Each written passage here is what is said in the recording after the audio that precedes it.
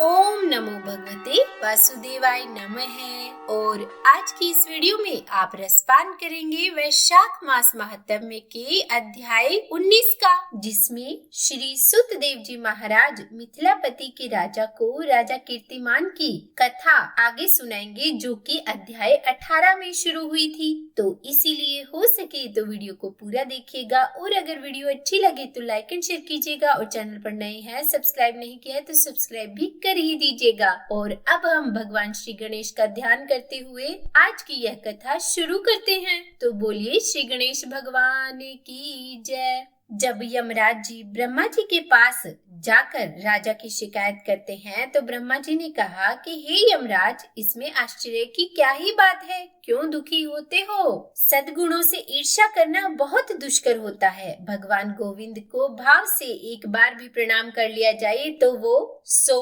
अश्वमेघ यज्ञों के यज्ञांत स्नान के बराबर होता है। और इसके बाद ब्रह्मा जी ने यमराज से कहा कि यज्ञ करने वाला तो पुनः इस संसार में जन्म भी लेता है, परंतु भगवान को किया हुआ पुनर्जन्म का हेतु नहीं बनता, मतलब मुक्ति ही प्राप्त होती है उसे। जिसके जिह्वा के अग्रभाग पर हरि के 2 अक्षर विद्यमान हैं, उनको कुरुक्षेत्र तीर्थ के सेवन अथवा सरस्वती नदी के जल में स्नान करने से भी अधिक पुण्य फल की प्राप्ति होती है। जो मृत्यु काल में भगवान विष्णु का स्मरण करता है, वह अभक्ष, भक्षण आदि से प्राप्त हुई पाप राशि का परित्याग करके भगवान विष्णु के सायुज्य को प्राप्त करता है, क्योंकि भगवान विष्णु को अपना स्मरण बहुत ही प्रिय है। यहाँ अभक्ष भक्षण का मतलब जो है वो है कि ना खाने योग्य या फिर अनुचित या फिर निषिद्ध चीजों का सेवन, जिन्हें खाना नहीं चाहिए उनको खा लेना। और उसके बाद ब्रह्मा जी ने यमराज से कहा कि इसी प्रकार वैशाख मास भगवान विष्णु को प्रिय है। इस माह के महत्म्य को श्रवण करने मात्र से ही मनुष्य सब पापों से मुक्त हो जाता है। इस महीने के धर्मों में उसके अनुष्ठान में तत्पर रहने वाला मनुष्य यदि मुक्ति को प्राप्त हो तो उसके लिए तो कहना ही क्या है। वैशाख मास में भगवान पुरुषोत्तम के नाम और यश का गान किया जाता है, जिससे भगवान बहुत प्रसन्न होते हैं। पुरुषोत्तम श्री हरि संपूर्ण जगत के स्वामी और हमारे जनक है। यह राजा कीर्तिमान वैशाख मास में उन्हीं भगवान के प्रिय धर्मों का अनुष्ठान करता है, जिससे प्रसन्नचित्त होकर भगवान विष्णु सदा उसकी सहायता में स्थित रहते हैं। भगवान वासुदेव के भक्तों का कभी अमंगल नहीं होता, उन्हें जन्म, मृत्यु, जरा और व्याधि का कभी भय ही नहीं होता। कार्य में नियुक्त किया हुआ पुरुष यदि अपनी पूरी शक्ति लगाकर भी स्वामी के कार्य साधन की चेष्टा करता है तो उतने से ही वो कृतार्थ हो जाता है। यदि शक्ति के बाहर का कार्य उपस्थित हो जाए तो स्वामी को उसकी सूचना दे दे, उतना कर लेने से वह उत्तीर्ण हो जाता है और सुख का भागीदार होता है। जिसने इस प्रयोजन को स्वामी से निवेदित कर दिया कि उसके ऊपर ना तो कोई ऋण है और ना ही पातक लगता, अपने कर्तव्य पालन के लिए पूरा यत्न कर लेने पर प्राणी का कोई अपराध नहीं रहता। यह कार्य तुम्हारे लिए असंभव है, इसीलिए इसके विषय में तुम्हें शोक नहीं करना चाहिए। तब ब्रह्मा जी के ऐसा कहने पर यमराज ने दीन वाणी में कहा कि हे तात, मैंने आपके चरणों की सेवा से सब कुछ पा लिया। तब ब्रह्मा जी ने उसको इस तरह उदास देखकर पुनः समझाते हुए कहा कि हे धर्मराज, राजा कीर्तिमान विष्णु धर्म के पालन में तत्पर है। चलो हम लोग भगवान विष्णु के पास चलते हैं और उन्हें सब बताकर उनके कथन के अनुसार ही कार्य करेंगे। वो ही इस जगत के कर्ता, धर्म के रक्षक और नियमक है। इस प्रकार यमराज को आश्वासन देकर ब्रह्मा जी उनके साथ क्षीर सागर के तट पर गए। वहाँ उन्होंने सच्चिदानंद स्वरूप भगवान विष्णु का स्तवन किया। तब ब्रह्मा जी की स्तुति से संतुष्ट होकर भगवान विष्णु वहाँ प्रकट हुए।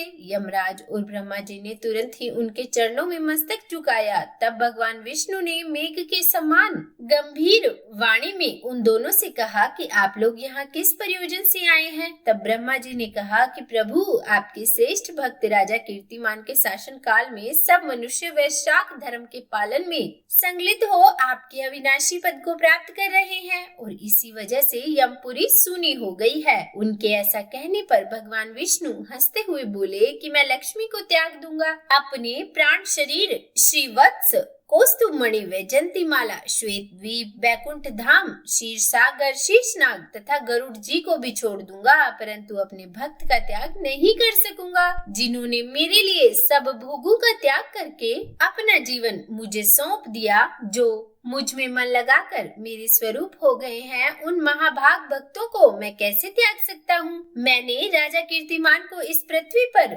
10,000 वर्षों की आयु दी थी, उसमें से 8,000 वर्ष तो बीत ही गए हैं। शेष आयु और बीत जाने पर तो उसे मेरा सायुज्य प्राप्त होगा ही। उसके बाद पृथ्वी पर बींग नामक दुष्ट आत्मा राजा होगा, जो संपूर्ण वेदोक्त महाधर्मों का लोप कर देगा। उस समय वैशाख मास के धर्म भी छिन्न भिन्न हो जाएंगे। पेन अपने ही पाप से भस्म हो जाएगा। तत्पश्चात मैं पृथु होकर पुनः सब धर्मों का प्रचार करूंगा। उस समय लोगों में वैशाख मास के धर्म को भी पुनः प्रसिद्ध करूंगा। सहस्र मनुष्यों में से कोई एक ऐसा होता है जो मुझ में अपना मन प्राण अर्पित करके अपना सर्वस्व मुझे समर्पित कर दे और मेरा भक्त हो जाए। जो ऐसा होता है वही मेरे धर्म का प्रचार करता है। इस वैशाख मास में भी मैं वैशाख धर्म में तत्पर रहने वाला महात्मा पुरुषों तथा राजा के द्वारा समय अनुसार तुम्हारे लिए भाग दिलवाऊंगा। इस लोक में जो कोई भी वैशाख मास का व्रत करेंगे वे तुम्हें भाग देने वाले होंगे। उनके वैशाख मास में बताए हुए महाधर्म के पालन में तुम कभी विघ्न उपस्थित मत करना।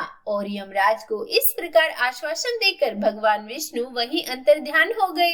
ब्रह्मा जी भी अपने सेवकों के साथ सत्यलोक को चले गए। उसके बाद यमराज भी अपने पुरी को पधारे। वैशाख मास की पूर्णिमा को पहले धर्मराज के उद्देश्य से जल से भरा हुआ घड़ा, दही और अन्न का दान करना चाहिए। उसके बाद पितरों, गुरुओं और भगवान विष्णु के उद्देश्य से शीतल जल, दही, अन्नपान और दक्षिणा फल के साथ कांसे के पात्र में रखकर ब्राह्मण को देना चाहिए। भगवान विष्णु की दिव्य प्रतिमा वैशाख मास के महत्म्य को सुनाने वाले ब्राह्मण को देनी चाहिए। उस धर्म वक्ता ब्राह्मण को अपने धर्म से पूजित करना चाहिए। राजा कीर्तिमान ने सब कुछ इसी प्रकार किया है। उन्होंने पृथ्वी पर मनोवांछित भोग भोग कर शेष आयु पूर्ण होने के बाद पुत्र पौत्र आदि के साथ श्री विष्णु धाम को प्रस्थान किया और फिर बेन नाम का महानीच राजा हुआ। उसने सब धर्म तथा वैशाख धर्मों का लोप कर दिया।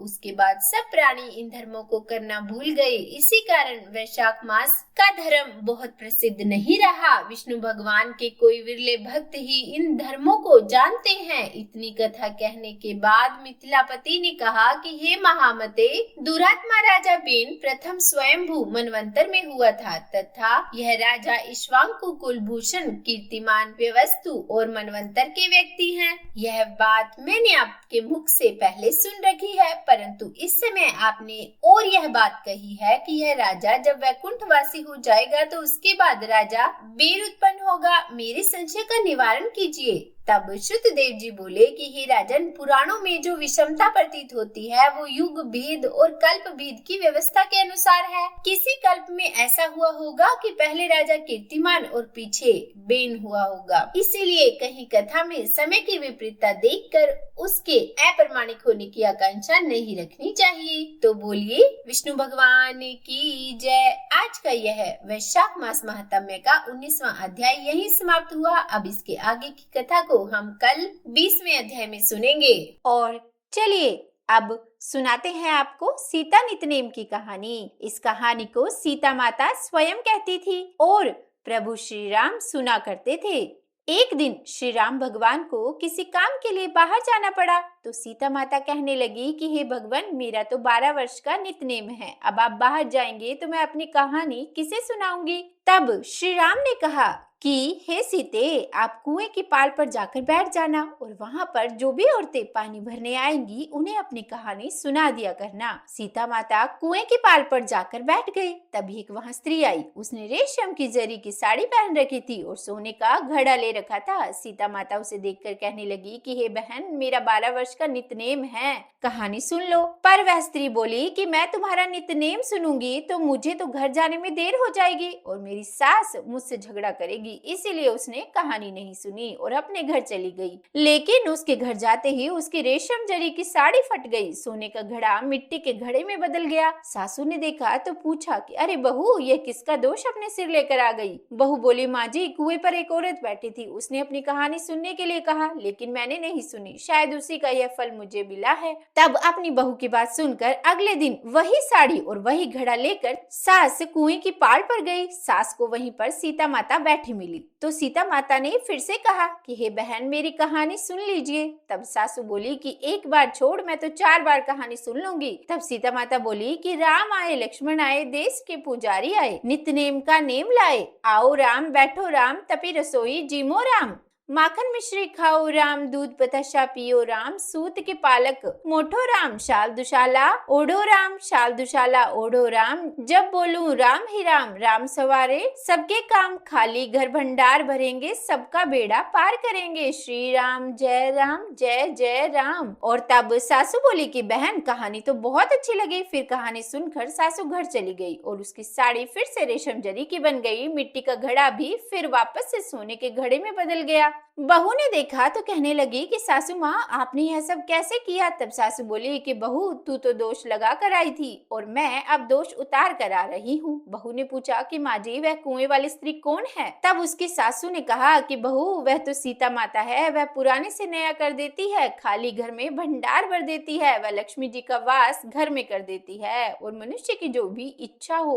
उसे पूर्ण कर देती है। बहू बोली, माँ जी, फिर तो ऐसी कहानी मुझे भी सुना दो। तब सासू बोली कि ठीक है, बैठो, तुम भी सुनो। और फिर सास ने फिर से वही कहानी शुरू की। राम आए, लक्ष्मण आए, देश के पुजारी आए, नित नेम का नेम लाए, आओ राम, बैठो राम, तपी रसोई जीमो राम, माखन मिश्री खाओ राम, दूध बताशा पियो राम, सूत के पल का मोठो राम, शाल दुशाला ओढ़ो राम, शाल दुशाला ओढ़ो राम, जब बोलूं राम ही राम, राम सवारे सबके काम, खाली घर भंडार भरेंगे, सबका बेड़ा पार करेंगे, बोलो श्री राम जय जय राम। और फिर कहानी सुनकर बहू बोली कि माँ जी, कहानी तो बहुत अच्छी है। सासू ने कहा, हाँ ठीक है, अब से हम भी इस कहानी को रोज किया करेंगे। और अब सासू बहू रोज सवेरे उठती, नहाती धोती और पूजा करने के बाद नित्यनेम की सीता माता की कहानी कहती। एक दिन की बात है, उनके यहाँ पड़ोस की एक औरत आई और बोली कि बहन, जरा सी आँच तो देना। तो बहू बोली कि आँच तो अभी हमने जलाई ही नहीं। पड़ोसन बोली, तो फिर तुम सुबह 4 बजे से उठकर कर क्या रही हो?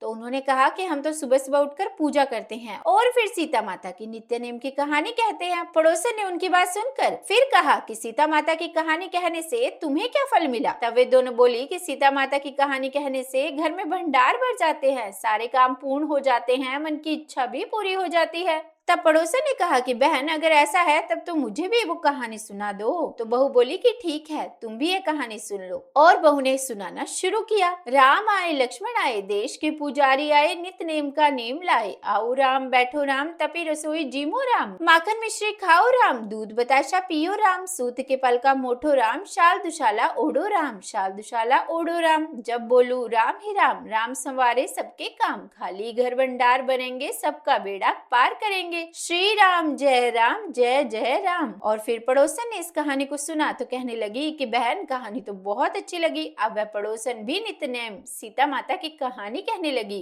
कहानी कहने से सीता माता ने पड़ोसन के भी धन के भंडार भर दिए। देखते ही देखते अब तो पूरे मोहल्ले में नित्य नेम की कथा चल पड़ी और हर किसी की मनोकामनाएं पूर्ण होने लगी। हे सीता माता, जैसे आपने उन सभी के भंडार भरे, वैसे ही हमारे भी भरना। कहानी कहने वाले, सुनने वाले और हुंकार भरने वाले सबके भरना। तो सभी प्रेम से बोलिए, सीता मैया की जय। तो उम्मीद करती हूँ आज की यह वीडियो आपको पसंद आई होगी। अगर अच्छी लगी हो वीडियो तो लाइक एंड शेयर जरूर कीजिएगा और चैनल पर नए हैं, सब्सक्राइब नहीं किया है तो सब्सक्राइब भी कर ही दीजिएगा। देखिए, इस कथा को जितना हो सके शेयर कीजिए, क्योंकि इन कथाओं को शेयर करने से शास्त्रों का ज्यादा से ज्यादा प्रचार होगा और यह भी एक सेवा ही है। और हाँ, कमेंट बॉक्स में राधे राधे जरूर लिखिएगा। तो बोलिए राधे राधे।